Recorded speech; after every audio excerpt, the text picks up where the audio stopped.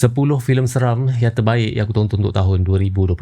Nombor 10, filem The Conjuring Last Rites. Walaupun bukan filem terbaik dalam universe Conjuring, tapi aku still enjoy dan aku rasa dia still antara filem seram yang terbaik aku tonton untuk tahun 2025 ni. So yang seterusnya, nombor 9, filem yang bertajuk Together. Filem ni aku tak jangka aku enjoy that much. Banyak scene-scene yang agak disturbing. Aku rasa satu filem seram yang agak unik yang aku tonton sejak kebelakangan ni. So yang seterusnya, nombor 8, filem Final Destination Bloodlines. Filem ni satu lagi filem dalam franchise Final Destination, dan aku sebenarnya tak nak compare dengan mana-mana filem ataupun daripada franchise yang sama, sebab semua filem daripada franchise Final Destination ni kalau korang layan memang korang akan enjoy, termasuk juga dengan filem ni Final Destination Bloodlines, filem nombor 8. So yang seterusnya, filem Sinners nombor 7.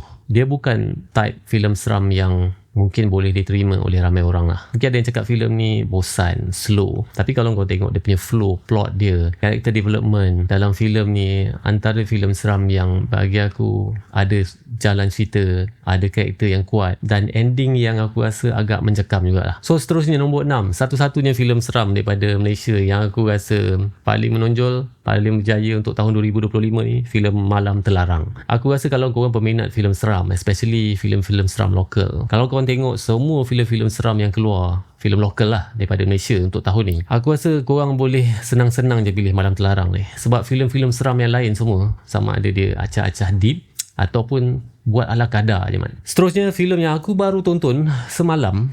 Filem ni satu filem prequel daripada filem seram yang aku suka juga, filem Sewu Dino, dan baru-baru ni keluar filem prequel dia, filem Janur Ireng. Janur Ireng ni akan keluar 1 Januari 2026.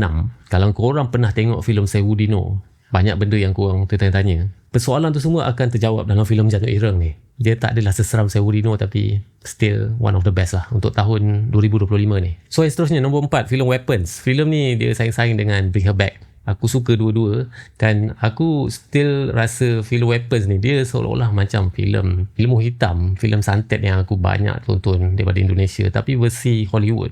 Tapi still sebuah filem yang kuat, yang syarat plot yang menarik, banyak benda yang korang tak jangka yang hadir dalam filem ni, dan scene-scene yang mengejutkan yang korang memang tak dapat ramal lah. Nombor 3, filem Bring Her Back.